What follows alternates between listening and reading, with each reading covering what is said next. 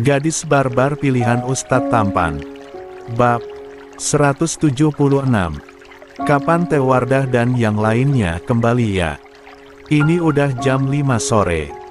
Kabut pun udah terlihat. Yulia menatap ke depan, begitu jauh darinya berada namun ada gunung yang penuh dengan kabut. Untuk mengeluarkan nafasnya pun terlihat asap yang keluar. Padahal tadi siang cuaca sejuk tidak sedingin di sore kayak gini. Untuk aja di kamar si kembar ada penghangat ruangan, jadinya mereka gak kedinginan. Perempuan bergamis hijau tua dengan cadar hijau muda itu berjalan tak tentu arah. Dia sempat menyapa ibu-ibu yang tengah melakukan kegiatan masing-masing. Hamparan pesawahan terlihat di sekitar, begitu menyejukkan. Yulia benar-benar tidak menyesal datang ke desa ini. Assalamualaikum, Mbak Yulia. Waalaikumsalam, Bu Julia. Yulia tersenyum pada istri dari pemilik penginapan yang kini dia tempati. Anak-anak Mbak udah pada tidur ya? Iya, kayaknya mereka kelelahan Bu. Mumpung Mbak ada waktu pulang mendingan Mbak lihat keindahan dari desa kami. Lihat di sana ada perkebunan teh. Walaupun gak seluas di perkebunan teh milik Pak Pripto, tapi Mbak bisa melihat pemandangan indah di sana. Dan terus Mbak juga bisa jalan-jalan di sekitar pesawahan. Adem banget loh Mbak kalau jalan-jalan di sore kayak ini. Yulia tersenyum mendengarnya. Aku akan melihat ke kebun teh aja Bu. Di bukti sana. Kayaknya gunungnya terlihat jelas. Silahkan Mbak. Maaf gak bisa ngantar soalnya anak saya masih sakit. Hati-hati jalannya. Mbak Yulia, Ibu peringatin jangan ke area hutan soalnya di sana takut tersesat kalau orang. Baru nekat masuk ke sana. Yulia mengangguk. Dia mengucapkan salam lalu pergi. Benar, ternyata di bukit kecil penuh dengan tanaman teh gunung penuh dengan kabut. Terlihat jelas dari sini. Yulia duduk di kursi dekat pohon, tatapannya tak berkedip menatap langit sore yang begitu nampak indah. Kamu benar Mas Ubi, bahkan pelukis terkenal sekalipun tidak akan pernah bisa menyamakan keindahan langit yang sedang aku tatap hari ini. Tiba-tiba pandangannya tertarik pada seekor kelinci yang entah dari mana tiba-tiba ada di bawah kakinya. Dia ingin menangkap tapi kelinci putih itu dengan cepat berlari. Ya, padahal aku ingin menangkapnya untuk menunjukkan pada Unaya. Pasti Unaya akan senang jika dia melihat kelinci itu. Tiba-tiba kelinci itu kembali lagi. Yulia ingin menangkapnya lagi. Tapi gagal lagi. Hups, Kei, kamu ingin bermain-main denganku. Aku bahkan berhasil menjinakkan tokek, cicak, kucing, tikus, dan segala jenis hewan lainnya. Kelinci sepertimu juga harus jinak padaku. Kelinci itu pergi dengan cepat, membuat Yulia kini mengejarnya. Hei, kembalilah. Kamu tidak akan jadi makanan malamku. Keponakanku suka kelinci, dia harus melihatmu. Dia tanpa sadar mengejar hewan imut itu ke hutan yang dilarang oleh Bu Julia tadi. Bruk. Yulia mengadu kesakitan saat keningnya terbentur pohon. Dan dia seketika sadar jika kakinya melangkah terlalu jauh. Ya Allah, di mana aku sekarang? Tunggu, aku terlalu fokus mengejar kelinci putih itu. Sampai aku tak fokus pada langkahku, tahu-tahu ada di hutan ini. Di sekitar banyak pohon besar dengan akar besar merambat ke atas tanah. Yulia tiba-tiba panik. Ada orang di sekitar sini. Aku tersesat. Siapapun tolong menyahutlah. Hanya gema suara darinya saja yang terdengar. Dia mulai menggigit kukunya, begitu gelisah. Yulia, kamu benar-benar selalu ceroboh. Sekarang kamu harus gimana coba untuk menemukan jalan keluar dari hutan ini? Dia berjalan dengan instingnya. Namun bukannya menjauh dari hutan, dia semakin dalam tersesat. Berhubungan sore ini Nasmira pergi ke desa, Fagi ada waktu untuk merendam tubuhnya di sungai, tanpa perempuan itu lihat tubuhnya lagi. Air sungainya dingin, dan dia menyukainya. Apalagi jarak desa ke hutan ini lumayan jauh. Fagi bisa berlama-lama berendam di sungai. Dia membuka kain putih yang sejak setahun terakhir selalu dia tutupi kedua matanya. Kemudian melihat kebayangan dirinya di air yang begitu tenang. Sampai kapan kamu menyembunyikan kebohongan ini? Dia menyentuh mata indahnya yang sudah lama baik-baik saja. Serius ada gubuk di sekitar hutan ini. Yulia berseru tak percaya. Melihat di jarak beberapa meter darinya belakang gubuk yang sepertinya ada penghuninya. Dia harus datang ke sana untuk meminta bantuan. Terus berjalan, Yulia harus dibuat kagum karena hutan di sini terdapat taman bunga yang begitu sangat indah, mengingatkannya pada belakang rumahnya. Ini tanaman sepertinya disengaja ada orang yang menanamnya. Mulai dari bunga matahari, bunga melati, bunga anggrek, tunggu bahkan bunga mawar putih dan merah pun ada. Wow, setidaknya aku beruntung tersesat di hutan ini. Tunggu, di sini juga banyak bunga liar. Boleh tidak ya aku memetiknya? Unaya sama teh. Wardah pasti senang kalau aku bawa bunga liar untuk dijadikan mahkota. Gak apa-apa kan? Bunga liar kan bebas milik siapapun. Tengah asik mencabut bunga liar dengan kelopak warna kekuningan itu, Yulia tiba-tiba mendengar suara percikan air dari sungai. Yulia dengan penasaran mendekati sungai yang tak jauh dari dirinya. Dia menatap batang pohon di mana ada kemeja putih dan tongkat kayu yang tergantung di sana. Beralih menatap ke depan. Tubuhnya menjadi kaku saat melihat sosok pria tanpa atasan keluar dari sungai. Ya Allah, Yulia. Bisa-bisanya kamu melihat pria yang tengah berenang. Namun dia tidak bisa mengalihkan pandangan dari sosok pria yang hanya bagian punggung saja yang terlihat. Pria itu tengah mengusap rambutnya ke belakang, sesaat. Kemudian dia berbalik. Jantungnya ini kembali berdegup dengan kencang, sampai-sampai kedua lututnya lemas dan dia terjatuh ke tanah. Mas Ubi. Mata mereka saling bertemu, air mata di keduanya tanpa sadar jatuh membasahi pipi mereka. Flashback. Dr. Bian, saya mohon teruslah sembunyikan mengenai penglihatan saya pada semua orang, terutama kakek Bahar dan cucunya. Pria berkaca mata minus itu menatap dalam sosok lelaki yang kini telanjang dada bangkit dari atas ranjang. Telah selesai dia periksa. Saya seorang dokter, bagaimana mungkin saya terus berbohong jika kakek Bahar menanyakan keadaan kamu? Ikram menatap bagian perutnya yang banyak goresan luka. Nasmira, gadis itu selalu berusaha mendekati saya dan menggoda saya, Dok. Saya takut hilang akal, melakukan sesuatu padanya yang dikemudikan hari saya akan menyesal. Bagaimanapun saya manusia biasa yang memiliki hawa nafsu. Ingin sekali saya menetap di tempat lain tapi saya tidak memiliki apapun sekarang. Kakek Bahar berbaik hati menyuruh saja tinggal di rumahnya. Karena itulah bilang pada semua orang jika saya buta. Seminggu tak sadarkan diri karena seharian terbawa arus sungai, Ikram tidak bisa beranjak dari atas ranjang karena seluruh tubuhnya seperti mati semua. Dia membutuhkan waktu pemulihan selama beberapa hari. Dan selama itu Nasmira selalu membantunya. Bibirnya juga terus membisu sepanjang hari. Puncaknya saat tengah malam di kamarnya Nasmira mendatanginya. Gadis itu memakai pakaian seksi saat kakek Bahar belum kembali dari desa. Jujur saja Ikram sebagai pria tentu saja memiliki nafsu, apalagi dia yang tidak ingat apapun mengenai identitasnya. Apalagi Nasmira menggodanya pada malam ia sedang tertidur lelap dan terbangun karenanya. Jujur saja di malam itu dia hampir hilang kendali, ingin menyentuh Nasmira karena gadis itu setengah telanjang di depannya langsung. Dan dari sanalah Hati Ikram mengatakan jika dia harus buta.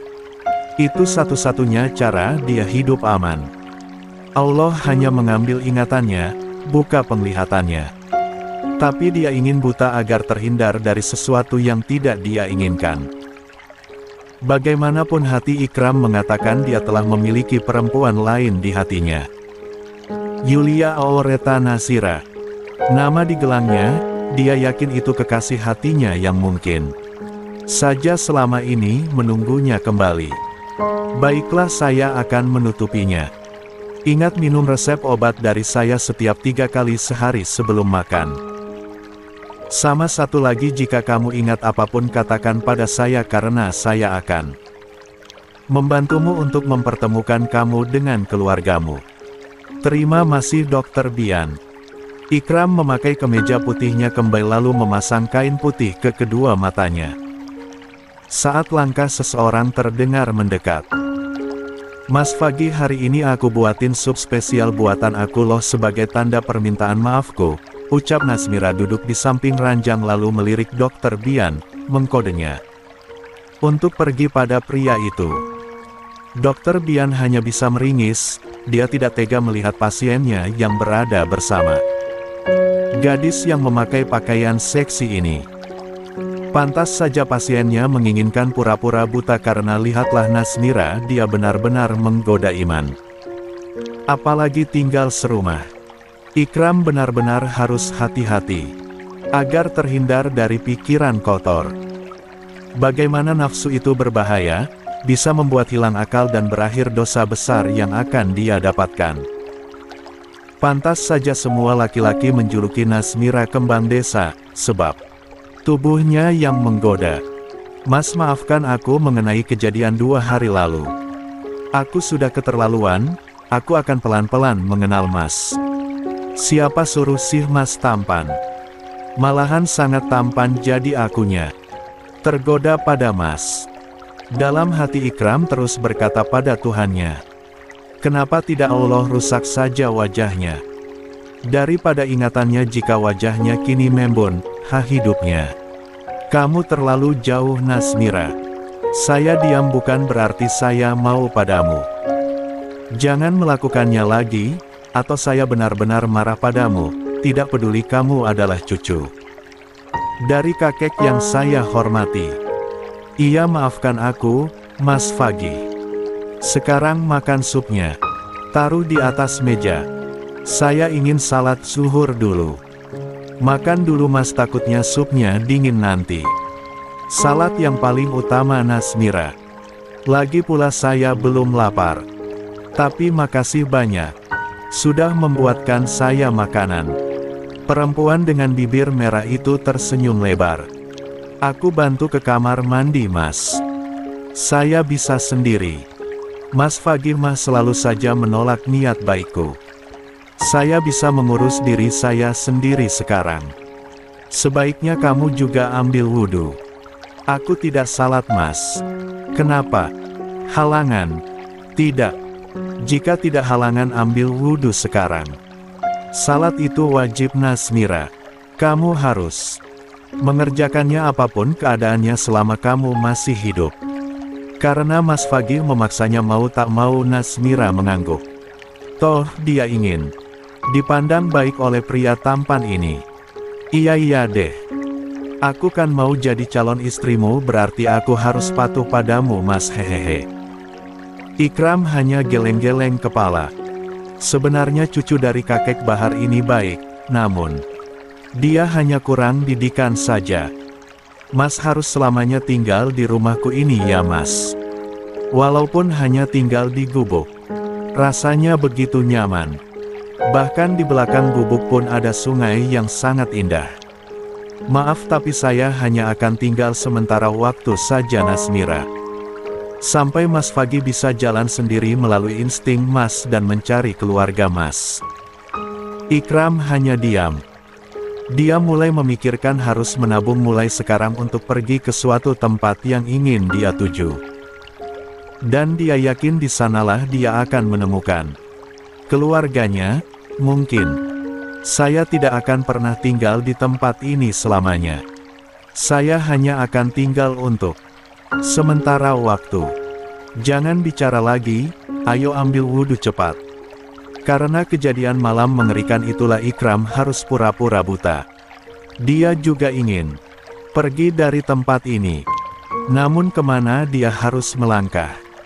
Dia tidak ingat siapapun karena kata kakek Bahar dia hanyut dari sungai dan gelang di tangannya satu-satunya yang dia miliki. Setahun Ikram bertahan dengan kain putih yang selalu menyelamatkannya, dia tidak kunjung ingat apapun. Nasmira dan kakek Bahar mengira jika ia akan pergi dari tempat ini setelah dirinya bisa berjalan sendiri tanpa melihat. Padahal sebenarnya Ikram bertahan selama ini karena dia ingin mengumpulkan tabungan pergi ke Jakarta. Semua tabungan uangnya dia titipkan di Dr. Bian yang selalu membantunya. Kini tabungannya sudah terkumpul dan beberapa hari lagi dia akan pergi dari tempat ini. Namun, kenapa? Apa yang sebenarnya terjadi sekarang? Dari jarak 10 meter Ikram melihat seorang perempuan tertutup berdiri di daratan. Perempuan itu menjatuhkan diri ke tanah, mata bulatnya terlihat membola, seperti terkejut. Saat melihatnya, kenapa hatiku sakit? Tunggu. Ikram mengusap air matanya yang keluar entah kenapa. Kenapa ia menangis? Sudah lama rasanya ia tidak menangis seperti ini. Siapa sebenarnya perempuan tertutup itu? Tubuhnya ingin kakinya melangkah mendekat ke daratan. Mau tak mau dia mendekati perempuan itu. Apa kamu tersesat? Mas Ubi, Mas Ubi. Ikram seperti pernah mendengar panggilan itu, tapi dia tidak ingat. Mas, ini aku Yulia.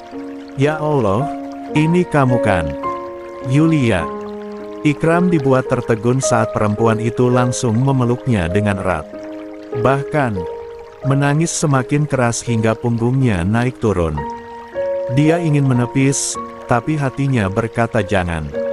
Apa yang sebenarnya terjadi pada dirinya ini? Dia tidak salah makan kan?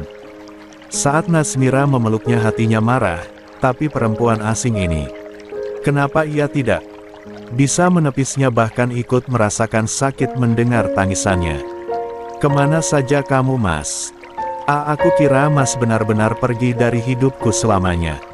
Setahun. Ya Allah. Jika aku tahu kamu ada di sini secepatnya aku akan datang karena hidup tanpamu aku lelah berpura-pura menjadi perempuan kuat. Aku ingin mengadu padamu sepanjang hari agar rasa lelahku terbayar habis. Perempuan itu membuka cadar hijau mudanya, dan sesaat kemudian mata Ikram terpaku melihatnya. Kecantikan alami yang membuat jantungnya berdebar hebat tak terkendali. Rasanya bukan sakit, tapi perasaan ini begitu menyenangkan sampai-sampai Ikram ingin menatap lebih lama lagi paras cantiknya. Ikram, sadarlah dia bukan mahrammu yang berhak kamu tatap. Teriak batinnya. Perasaan ini masih sama. Bahkan semakin besar mencintaimu Mas. Aku sungguh-sungguh mencintaimu Mas Ubi. Maaf tapi kamu siapa? Mas Ikram. Nama saya Fagih bukan Ikram. Yulia menggeleng keras, dia tidak salah lihat. Di depannya adalah sosok suaminya. Dan ini bukan imajinasinya. Mas bercanda kan? Tidak, saya serius. Siapa kamu? Mas Ubi. Yulia menatap tak percaya pada suaminya. Katakan siapa kamu, namamu siapa sampai-sampai hati saya menginginkan kamu. Tatapan Yulia jatuh menatap gelang dari lengan suaminya. Gelang yang Mas pakai itu ada namaku. Mas sendiri yang membuatnya. Aku juga memilikinya, tapi aku tidak sengaja menjatuhkannya saat di hutan belakang pesantren. Namamu Yulia Aureta Nazera. Suara Ikram bergetar menyebut nama itu. Yulia mengangguk kuat sambil menghapus air matanya kasar. Itu namaku, kata Mas. Dulu, arti namaku indah dan Mas Ubi menyukainya. Yulia, Iya, itu namaku Mas Ubi. Air mata Ikram tumpah. Yulia Aureta Nasira. Dia hanya ingin perempuan itu dan karena nama indah itulah dia bertahan selama ini. Allah, tanpa disangka sekarang pemilik nama indah itu ada di depannya. Mas hilang ingatan. Melupakan kenangan kita selama ini, karena itulah Mas tidak kembali padaku. Ikram terdiam, tidak tahu harus apa karena kini hatinya ingin memeluk erat tubuh pemilik nama di gelangnya ini. Jika ia tidak masalah Mas, kamu kembali, aku bersyukur pada Allah. Sore ini begitu indah, Allah mempertemukan kita kembali untuk melanjutkan kisah kita yang belum usai. Tunggu. Ya Allah, aku baru ingat ternyata aku membawa ponsel sejak tadi.